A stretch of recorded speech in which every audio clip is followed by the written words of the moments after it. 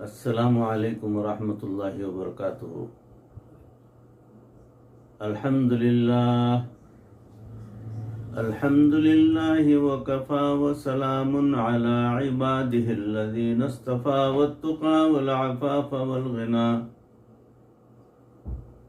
اما بعد فقد قال اللہ تبارک وتعالی فی القرآن المجید والفرقان الحمید فأعوذ بالله من الشيطان الرجيم بسم الله الرحمن الرحيم قل إن كنتم تحبون الله فاتبعوني يحببكم الله وقال الله تبارك وتعالى في مقام آخر بسم الله الرحمن الرحيم أنعم الله عليهم من النبيين والصديقين والشهداء والصالحين صدق الله مولانا العظيم اللهم صل على سيدنا ومولانا محمد وبارك وسلم كما تحب وترضى عدد ما تحب وترضى۔ محترم و مکرم حاضرین، ناظرین، سامعین، بھائیوں، عزیزوں، بزرگوں، دوستوں، معزز خواتین، ہماری ماں بہنوں، تصوف کے عنوان سے جو بیانات کا سلسلہ چل رہا ہے اس میں موضوع چل رہا ہے اللہ والوں کی صحبت۔ اللہ والوں کی صحبت کتنی زیادہ ضروری ہے وہ پچھلے بیانات میں بھی آپ نے سنا ہوگا، اور یہ اس اگلے بیان میں بھی اسی موضوع پہ بات چل رہی ہے، تو سماعت فرمائیں۔ یہ صحبت جو ہے بڑی عجیب ہوتی ہے۔ اتباع کی برکت دیکھیے، پیچھے چلنے کی، یعنی نبی صلی اللہ علیہ وسلم کی اتباع جنہوں نے کی ان میں صدیقین تھے، شہداء تھے، صالحین تھے۔ یہ وہ جماعت ہے جن پر اللہ تعالیٰ کی نعمتیں ہوئیں۔ تو یہاں پر ایک تفسیر نے عجیب نکتہ لکھا۔ وہ فرماتے ہیں، مفسر فرماتے ہیں کہ اتباع کی برکت دیکھیے کہ انبیاء معصوم ہیں، مگر اللہ نے اتباع کی برکت سے ان کو جو واو عاطفہ کے ساتھ جوڑ دیا۔ صدیقین کے درمیان جو واو ہے یہ عاطف ہے، غیر معصومین کو واو عاطفہ کے ساتھ اکٹھا فرما دیا۔ تو ایک آیت میں اللہ یوں اکٹھا فرما دیتے ہیں تو آخرت میں اکٹھا نہیں فرمائیں گے۔ آج یہ دنیا کی سائنسی عقلی باتیں زیادہ سمجھتی ہے۔ دنیا سائنسی عقلی باتیں زیادہ سمجھتی ہے۔ یہ آدم ہوتا ہے، یہ عام ہوتا ہے جسے کہتے ہیں لنگڑا۔ ایک عام جس کو لنگڑا کہا جاتا ہے، وہ عام کے تعلق سے تذکرہ آ رہا ہے کہ لنگڑا مگر ساری دنیا کا سفر کرتا ہے، ٹانگوں والوں سے اچھا ہے۔ یعنی وہ لنگڑا عام جو ہے پوری دنیا کے اندر جو ہے ایکسپورٹ ہوتا ہے اور بہت اچھی قیمت میں بکتا ہے۔ ہم نے دیکھا کینیڈا میں عام جا رہا ہے۔ کون سا جناب؟ لنگڑا عام ہے، وہ یہاں دستیاب ہے کینیڈا میں۔ ہم نے دیکھا، دیکھو لنگڑا ادھر بھی پہنچ گیا۔ کیا لنگڑا ہے؟ نام کا لنگڑا، لیکن ذائقے کا، خوشبو کا بہت اچھا۔ لوگ کیا کرتے ہیں؟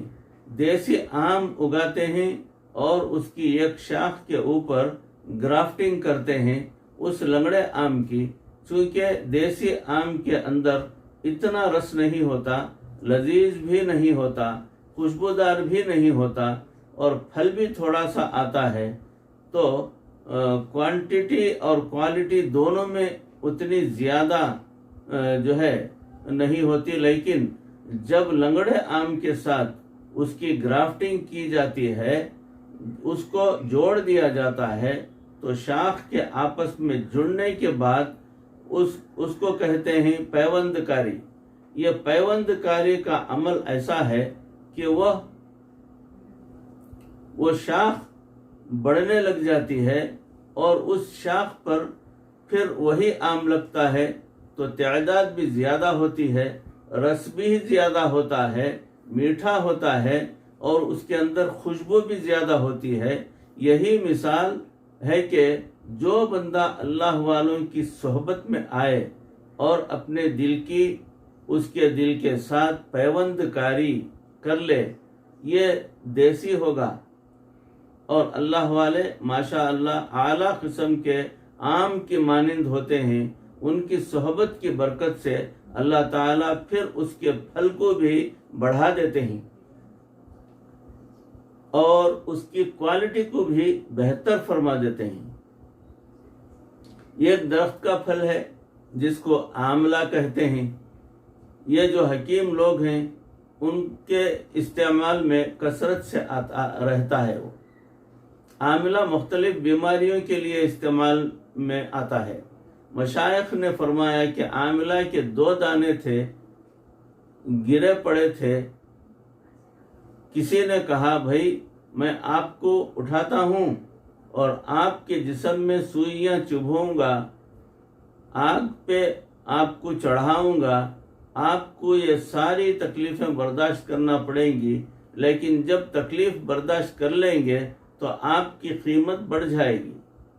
چنانچہ یک عاملے نے اپنے آپ کو پیش کر دیا۔ جس حکیم نے اسے اٹھایا تھا اس نے پہلے اس کو سوئیاں چبھو کر اس کے اندر جو کڑوا پانی تھا، رس تھا، اس کو نکالنے کے بعد حکیم نے اس پانی میں گرم کیا اس عاملے کو اور اس کو پانی میں ڈال کر ابالا۔ اتنا جوش دیا کہ عاملہ بالکل نرم ہو گیا۔ اس کی جو سختی تھی نرمی میں بدل گئی۔ اب جب نرم ہو گیا تو اس کے اوپر سونے کا ورق چڑھایا، چاندی کا ورق چڑھایا اور اس نے شیرے کے اندر رکھا۔ چینی کا بنا ہوا شیرہ تھا، اس کے اندر اس کو مرنے کے لیے چھوڑ دیا۔ اس کو کہتے ہیں آملے کا مربع۔ یہ آملے کا مربع ایسا کہ انسان کے دل کی تقویت کا سبب بنتا ہے۔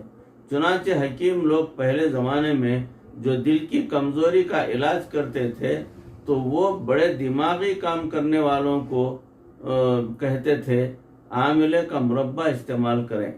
یہ بادشاہوں کو پیش کیا جانے والا مربع ہوتا تھا۔ سونے کے ورق میں لپیٹ کر اور چاندی کے ورق میں لپیٹ کر، اور ایک دانہ کئی روپے مہنگا بکتا تھا۔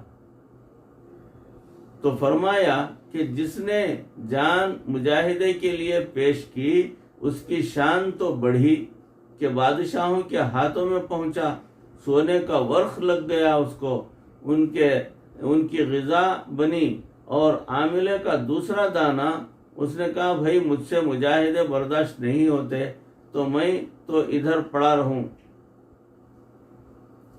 پڑا رہوں گا، لہذا وہ وہیں پڑا رہا۔ اس کے اوپر سورج کی دھوپ پڑی، ہوا کا اثر ہوا، بارش کا اثر ہوا، لہذا اس کے اوپر جو تازگی تھی وہ خشکی میں بدل گئی، جو حسن تھا وہ بھی ختم ہو گیا، سیاہی مائل بن گیا، دیکھنے کو بھی دل نہیں چاہتا۔ اب صفائی کرنے والا خاکروب آیا، اس نے جھاڑو کے ساتھ اس کو بھی اکٹھا کیا اور ایسے بد شکل کے جو عاملے تھے، سیاہ شکل کے جو عاملے تھے، اس کی بوری بھری اور کسی حکیم کو پہنچائی۔ حکیم نے اسے معمولی قیمت دے دی۔ حکیم نے سوچا کہ میں اسے کیا کروں، چنانچہ حکیم نے اس عاملے کو پیس لیا۔ اب اس کو پیسنا پڑا۔ جب پیس کر یہ بالکل صفوف ہو گیا تو اس نے اس کی پڑیاں بنا لی۔ کس لیے؟ وہ قبض کے علاج کے لیے۔ اب یہ عاملہ انسان کو دیا جاتا ہے، وہ صفوف اس کا وہ قبض توڑنے کے لیے ہوتا ہے۔ سوچو اللہ نے اس کے ذمے پاخانے کو دھکیلنے کا کام لگا دیا۔ تم بندے کے پیٹ میں جاؤ اور اس کے پاخانے کو دھکیل کے باہر نکال دو۔ تو جس نے مجاہدے کے لیے پیش کیا، اپنے آپ کو ورق لگا کے بادشاہوں کے پاس پہنچا اور اس نے اپنے آپ کو پیش نہیں کیا تو اس کی قیمت بھی کم لگ گئی، اور پاخانے کو باہر دھکیلنے والا صفوف بن کر جو ہے اس کا کام ختم ہو گیا، اور کام بھی جو ہے ذمہ لگا کہ وہ پاخانہ دھکیلتا پھرے۔ فرماتے ہیں جو انسان ہیں ایک اپنے آپ کو مشائخ کے حوالے کر دیتا ہے، وہ محنت کر کے اس کے دل میں اللہ کی محبت کا بیج ڈال دیتا ہے، جگہ دیتے ہیں، یہ وہ ہوتا ہے جس کے جوتوں کو وقت کے بادشاہ اپنے سروں کا تاج بناتے ہیں، جوتے اٹھا کر اپنے سروں پر رکھ لیتے ہیں مشائخ کے، ان کی اتنی زیادہ قدردانی ہوتی ہے۔ اور ایک دوسرا ہوتا ہے جو ان مشائخ کی صحبت میں نہیں آتا، تو اللہ تعالیٰ ان کو دنیا کے پیچھے لگا دیتے ہیں، جیسے یہ پاخانے دھکیلنے کے لیے جو وہ صفوف جو ہے استعمال میں آتا ہے، بالکل اسی طریقے کا نجاست دھکیلنے جھاڑنے پوچھنے کے کام کے بھی لائق کا نہیں رہتا، اس کے پیچھے پڑا ہوتا ہے۔ تو معلوم ہوا کہ ہم اللہ والوں کی صحبت میں آئیں تو ہمیں یقیناً اللہ رب العزت کی طرف سے رحمتیں ملیں گی، برکتیں ملیں گی، نوازشیں ملیں گی۔ اس لیے حضرت مجذوب رحمۃ اللہ علیہ یہ انگریزی تعلیم یافتہ تھے، بڑے اعلیٰ افسر تھے اپنے وقت کے۔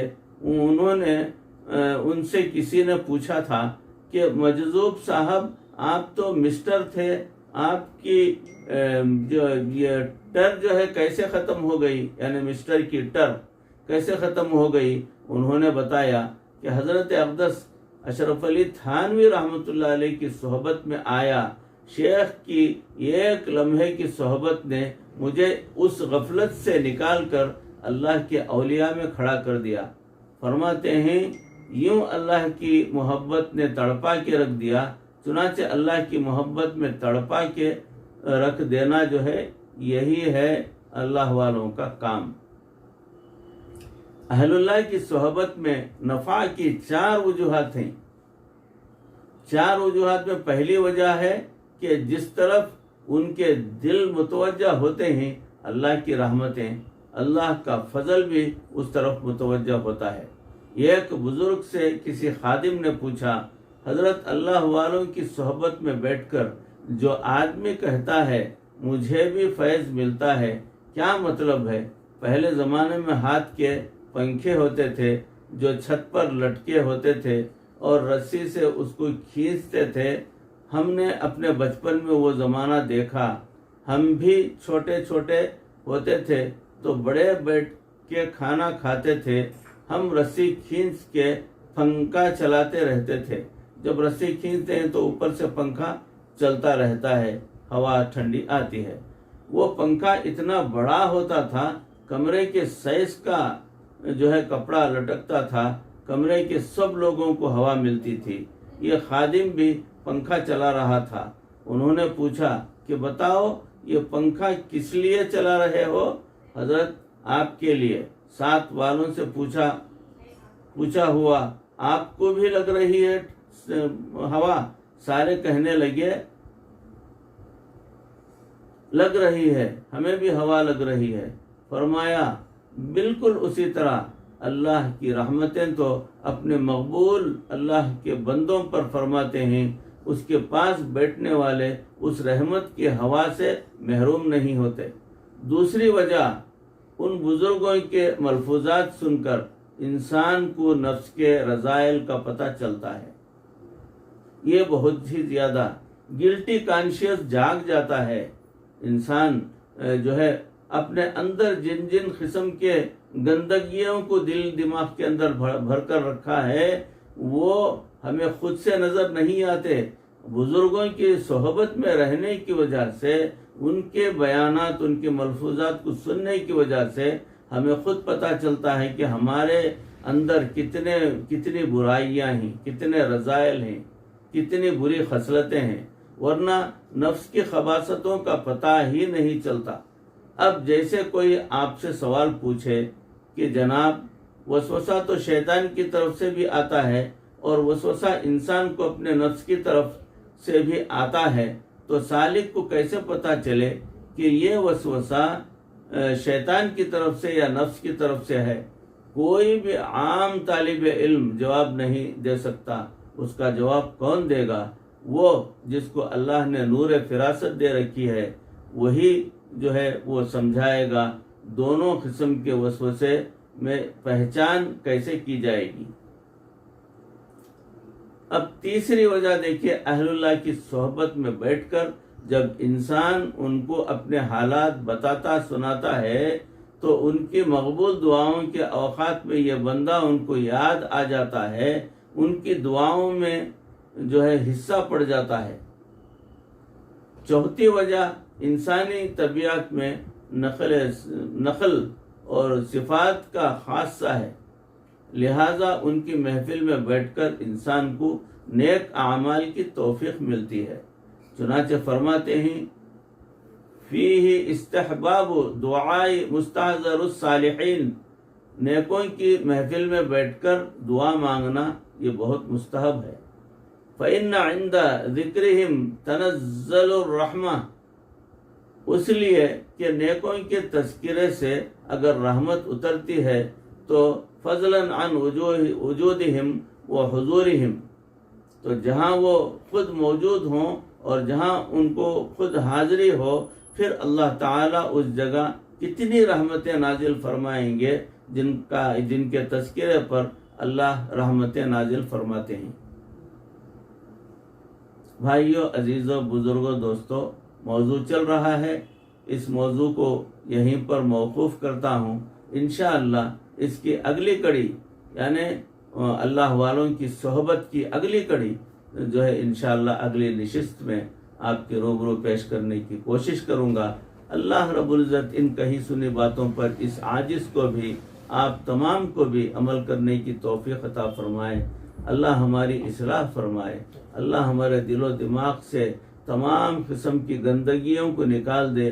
رذائل جو ہے خمسہ جو ہے ہمارے اندر، ان تمام رذائل کو پروردگار ہمارے دل و دماغ سے نکال دے اور اللہ کی رحمتیں برکتیں ہمارے اوپر نازل فرمائے، ہمارے دلوں کو پاک فرما دے۔ پروردگار مرتے دم تک کسی کا محتاج نہ بنانا، ایمان پر اور کلمے والی موت پر ہمارا خاتمہ فرمانا۔ وآخر دعوانا ان الحمد للہ رب العالمین۔ السلام علیکم ورحمۃ اللہ وبرکاتہ۔